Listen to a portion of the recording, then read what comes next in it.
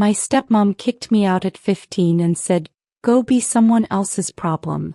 Then 20 years later her daughter showed up at my office asking for a job. Just a quick pause, your support means the world to us. Please subscribe and tell us in the comments where you're tuning in from.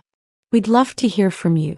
I was 15 when Diane threw my clothes into garbage bags and tossed them onto the front lawn. I can still hear her voice cutting through the humid Atlanta afternoon. Go be someone else's problem, Keisha. I'm done pretending to care. My father stood in the doorway, silent as stone, watching his wife dismantle his daughter's life. That moment rewired something fundamental in my brain. The realization that blood doesn't guarantee loyalty and home isn't always where your family is. 3 months earlier, Dad had married Diane after dating her for barely a year. She came with a 9-year-old daughter named Brianna, blonde ringlets and gap-toothed smiles that won Dad over immediately. I tried to be welcoming, but Diane's eyes held something cold whenever Dad wasn't looking. She'd make comments about my hair being too wild, or my clothes too urban for her taste. When I confronted Dad, he'd sigh and say, "She's adjusting, baby girl. Give her time." But time ran out the day Diane's Tiffany bracelet went missing. She found it 3 hours later in her car, but the damage was done. She'd already called me a thief in front of Dad, already planted seeds of doubt. When the bracelet turned up, she didn't apologize. Instead she said, "You probably put it back when you got scared." That night I heard them arguing. Dad's voice was tired. "She's my daughter, Dee." Diane's response was sharp. "Then choose." The shelter on Ponce de Leon Avenue smelled like industrial cleaner and desperation. I clutched my 2 garbage bags, standing in line behind women with hollow eyes and children clinging to their legs. The intake counselor, Ms. Rodriguez, had kind eyes that crinkled when she smiled. "How old are you, sweetie?" she asked, pen hovering over her clipboard. 18. I lied, my voice steady despite my hammering heart. She studied me for a long moment, then wrote something down. Room 412. Lights out at 10. I shared that room with 3 other women. Crystal, who was running from an abusive boyfriend. Tamika, who'd aged out of foster care with nowhere to go. And Joyce, a 62-year-old who'd lost everything after her husband died. They never questioned my age, just quietly made space for me in their broken circle. Crystal taught me how to stretch $1 at the corner store. Tamika showed me which bus routes were safest at night. Joyce braided my hair and told me stories about the daughter she hadn't seen in 15 years. "Sometimes family gives up on you," she'd say, her fingers gentle against my scalp. "Don't you dare give up on yourself." I got a job at Waffle House, lying about my age again, working the overnight shift from 11 to 7. My manager, Big Lou, knew I wasn't 18 but needed the help. "Keep your head down, work hard, don't make me regret this," he growled. I made $72 my first week. 6 months into shelter life, I saw Dad at the Kroger on Moreland. He was pushing a cart with Diane, laughing at something she'd said, acting like he hadn't abandoned his daughter to the streets. I ducked behind the cereal aisle, my whole body shaking. I watched them shop, normal, happy, unburdened. Diane put expensive cheese in the cart, organic vegetables, a bottle of wine that cost more than I made in 2 shifts. My stomach growled. I'd been surviving on employee meals and whatever was cheapest. They walked right past my aisle. I held my breath, pressing myself against the shelves. Part of me wanted to jump out, to scream, to make him see what his choice had cost. But the larger part, the part that was learning to survive, stayed hidden. Confrontation was a luxury I couldn't afford. That night I couldn't sleep. I kept thinking about how easy it had been for him to choose Diane's comfort over my existence. Ms. Rodriguez found me crying in the common area at 3 a.m. "Want to talk about it?"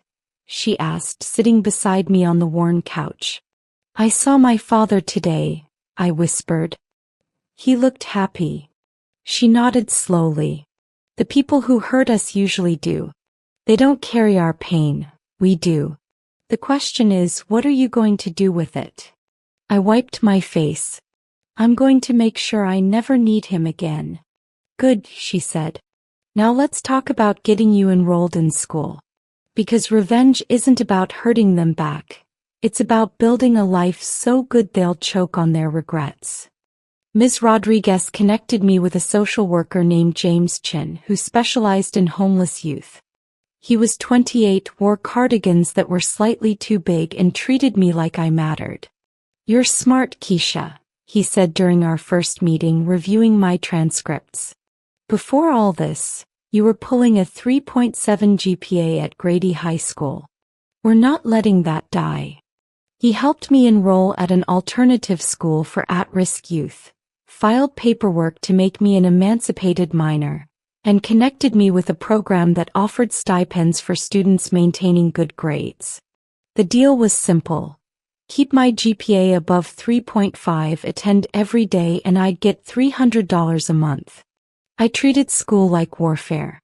While other students slacked off, I absorbed everything.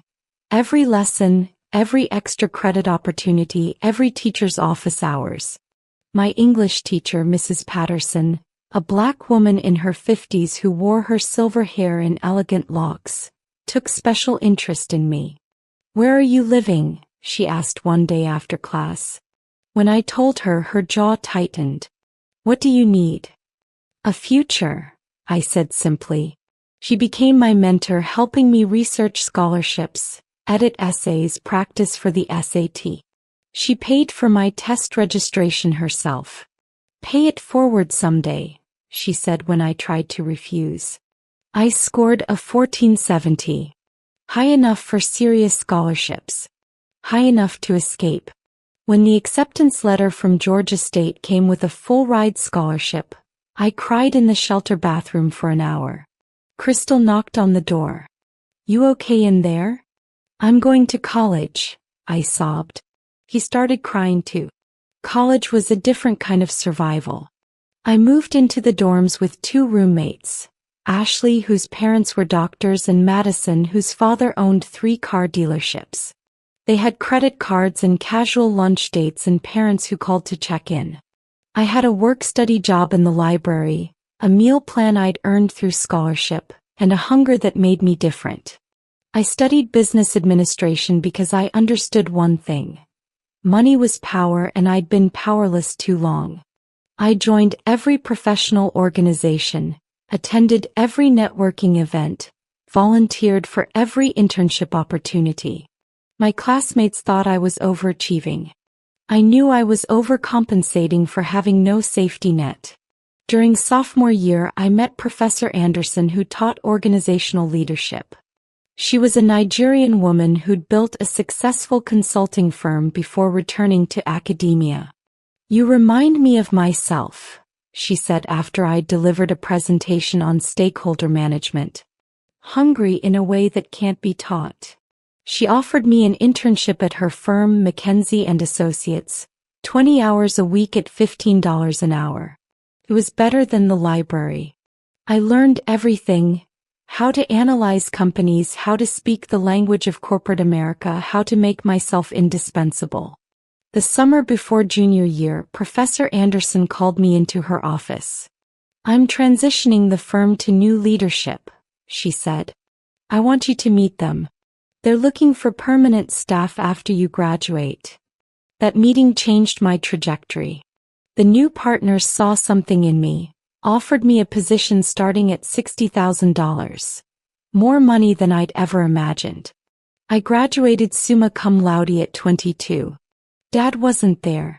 At 25, I was promoted to senior consultant. At 28, I became the youngest person in firm history to make junior partner. At 32, I opened my own consulting firm, Washington Strategic Solutions, with capital I'd saved and a loan I'd fought like hell to secure. I specialized in corporate turnarounds, helping struggling companies restructure and survive. Maybe it was poetic, helping things that were broken find their way back. My office was in Buckhead, floor-to-ceiling windows overlooking the Atlanta skyline. I had a team of 12, contracts with Fortune 500 companies, and a reputation for being brilliant but tough. I'd built something real, something mine, something nobody could take away. But success didn't erase the past. It just gave me better furniture to sit on while remembering. I still thought about Dad sometimes. Still wondered if he ever looked for me, if he felt guilt, if Diane ever admitted she'd destroyed a child to make space for her own. I'd hired a private investigator 2 years earlier. Not to reconnect, just to know. He lived in Marietta now, still married to Diane. Brianna had graduated from Georgia, working in marketing somewhere. They looked happy in the photos. Good for them. I dated occasionally but kept people at arm's length. My therapist, Dr. Williams, a recommendation from James Chin, who I still had coffee with quarterly, said I had attachment trauma and hypervigilance from childhood abandonment. "Do you want to forgive him?" she asked during one session. "No," I said. "I want to forget him." "That's not the same as healing, Keisha." "It's close enough. But some wounds don't scar, they just wait." It was a Tuesday morning in October when my assistant, Marcus, buzzed my office. "You have a walk-in, no appointment. Says she's here about the junior analyst position." I frowned. We typically only took scheduled interviews. "Did she submit an application online?" "Yeah, it's in the system." Her resume actually looks solid. Georgia grad, 3 years at Henderson Marketing. References check out. I was between meetings, so I said fine. "Give me 5 minutes, then send her in." I was reviewing quarterly projections when Marcus showed her in. I looked up from my laptop and the world tilted. She was 29 now, her blonde ringlets replaced with a sleek bob, her gap-toothed smile fixed with perfect veneers. But I'd recognize those eyes anywhere. The same eyes that had looked at me with contempt when I was 15 and broken. Brianna didn't recognize me. Why would she? I'd been a skinny teenager with wild hair and second-hand clothes. Now I was a woman in a custom suit with a corner office and a nameplate that read, "Keisha Washington, CEO." "Ms. Washington, thank you so much for seeing me," she said, extending her hand. I took it, my face professionally neutral even as my pulse hammered. "Have a seat." I glanced at her application. "Miss Patterson." She'd taken her stepfather's name. My father's name. "Tell me about yourself," I said, my voice steady as stone. As she talked about her qualifications, I studied her. She seemed nervous but competent, eager to impress. Completely oblivious to the ghost from her past sitting across the glass desk. When she finished, I said, "Why Washington Strategic Solutions specifically?" "I've followed your career," Brianna said, leaning forward with genuine enthusiasm. "The turnaround you did with Morehouse Industries last year was brilliant. You took a company that was hemorrhaging money and made it profitable in 8 months. That's the kind of strategic thinking I want to learn from." I sat back, fingers steepled. "Where do you see yourself in 5 years?" She launched into an articulate answer about leadership and impact. She was good, polished, prepared, hungry in the way young professionals are when they think the world owes them a place. "One more question," I said, watching her carefully. "Tell me about your family. I find people's backgrounds often inform their work ethic." Her face softened. "I'm really close with my parents. My mom especially, she's my best friend. She taught me to fight for what I want, to never settle. My dad's more quiet but supportive." "My dad," she said. "Not stepdad. The man who'd let his actual daughter get thrown away." "Siblings?" I asked, though I knew the answer. "No, I'm an only child," she said without hesitation. The lie, or maybe her truth, hung between us. To her I'd never existed. Her mother had erased me so thoroughly that Brianna genuinely believed she'd grown up without siblings. I felt something cold crystallize in my chest. "I see," I said softly. Well, your qualifications are impressive. We're interviewing several candidates, so we'll be in touch within the week. We shook hands again. When she left, I sat in my office for 20 minutes, staring at nothing. Marcus knocked gently. You okay, boss? You look like you've seen a ghost. I have, I whispered. Then I picked up the phone and called Dr. Williams. I need an emergency session. Hire her, Dr. Williams said during our session that evening. I stared at my therapist like she'd lost her mind. Excuse me. Keisha, you've spent 20 years running from this pain. Maybe it's time to face it. She leaned forward. You don't have to tell her who you are immediately. But this is an opportunity not for revenge but for closure. For you to see them with adult eyes, not through the lens of a traumatized 15-year-old. I went home to my midtown condo, poured expensive wine I developed a taste for, and stood at my window overlooking the city I'd conquered. What would hiring Brianna accomplish? What was I even hoping for? But by morning I knew Dr. Williams was right. I called Marcus. Offer Brianna Patterson the junior analyst position. $60,000 standard benefits package, start date in 2 weeks. You sure? Marcus asked. He knew something was off. I'm sure. Brianna's acceptance email arrived within hours. Exclamation points and gratitude dripping from every sentence. She had no idea she'd just walked into the spider's web. The next 2 weeks I did something I'd resisted for years. I drove past Dad's house in Marietta. It was a nice split level in a decent neighborhood, white picket fence, 2-car garage. Diane's silver Lexus, probably her 3rd or 4th since I'd been gone, sat in the driveway. I imagined them inside, comfortable, content, completely ignorant that the daughter they'd discarded had become someone they'd have to reckon with. I wasn't that scared 15-year-old anymore. I was the one with power now.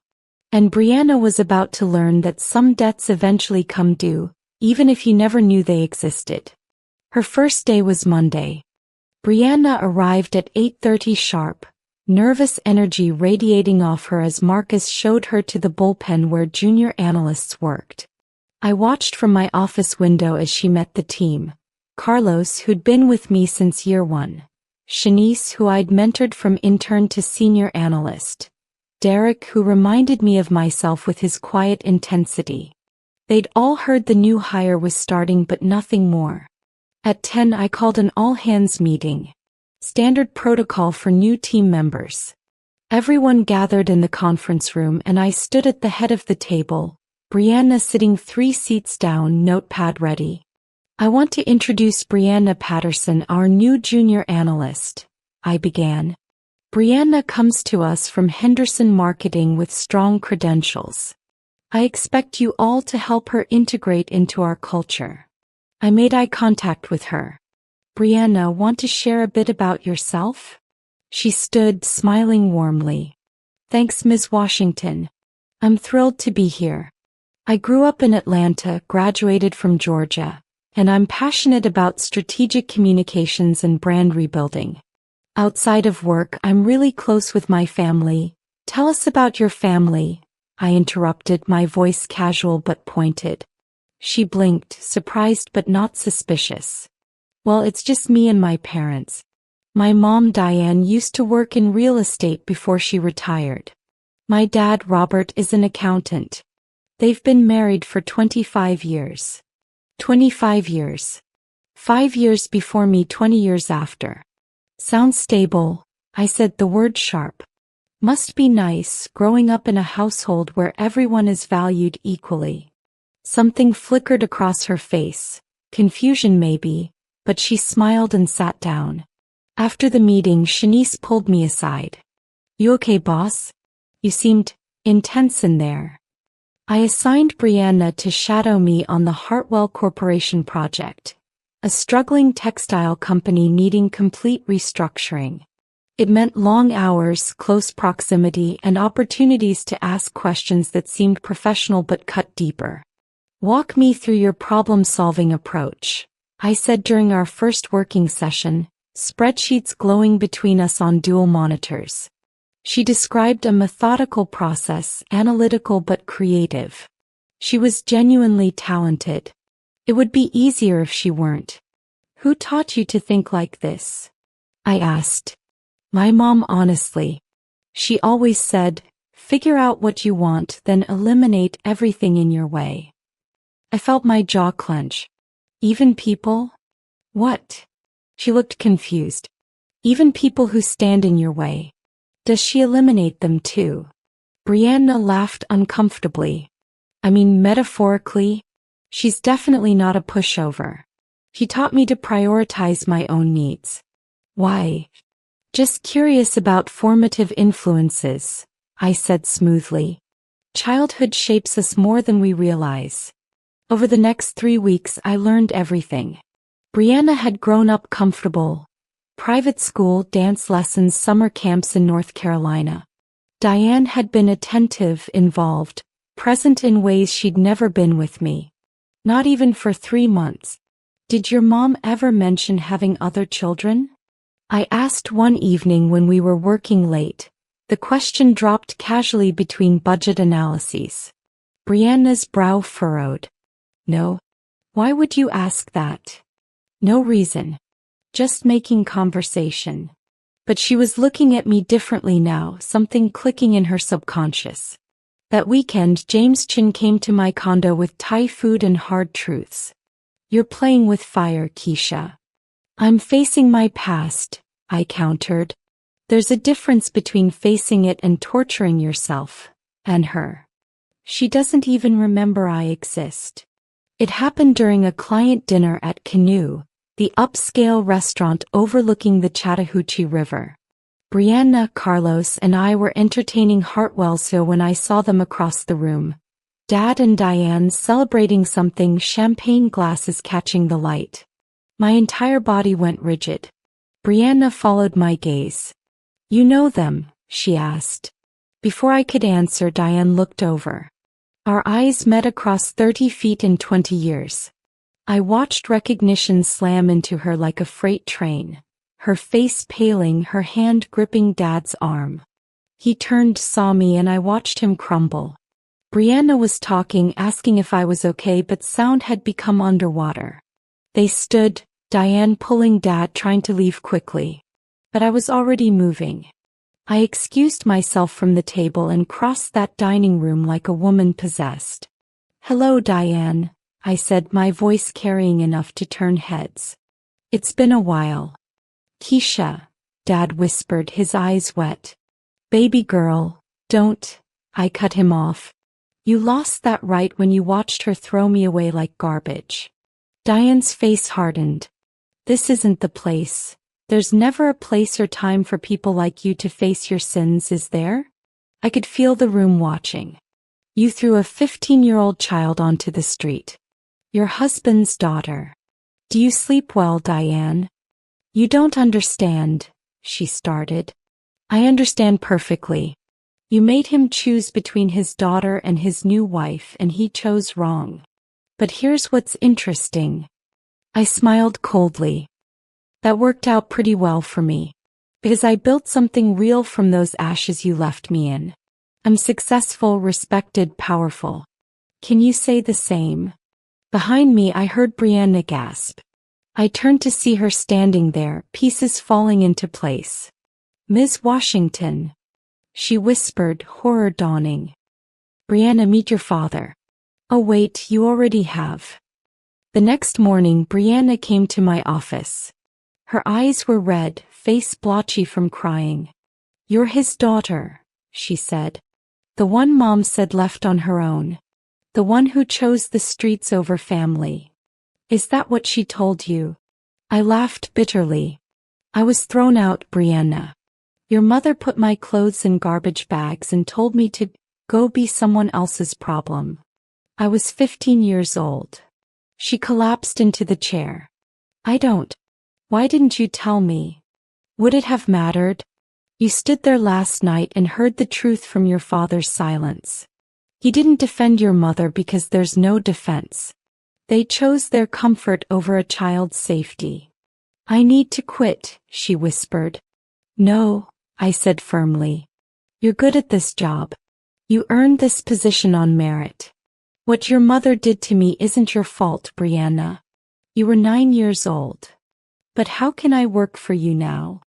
The same way I survived after your mother destroyed my life, by refusing to let other people's cruelty define your future. I leaned forward. I hired you because you're talented. I told you the truth because you deserve to know who your family really is. What you do with that information is your choice. She left in tears. I thought she'd quit, but she showed up the next day. And the day after. 3 months later, she knocked on my door. My parents are getting divorced, she said. Dad finally admitted what really happened. He's been carrying that guilt for 20 years. Good, I said simply. And your mother? She's still denying she did anything wrong. But I'm not speaking to her anymore. I can't. She paused. Thank you for not punishing me for her mistakes. Thank you for being strong enough to face the truth, I replied. Years later, Brianna became one of my senior analysts. Dad reached out occasionally. I responded when I felt like it, maintained boundaries always. Diane never apologized, but her daughter learned what real integrity looked like. I'd built a life where success wasn't about revenge. It was about refusing to stay broken. And that, I realized, was the best possible outcome of being told to go be someone else's problem. I became my own solution instead.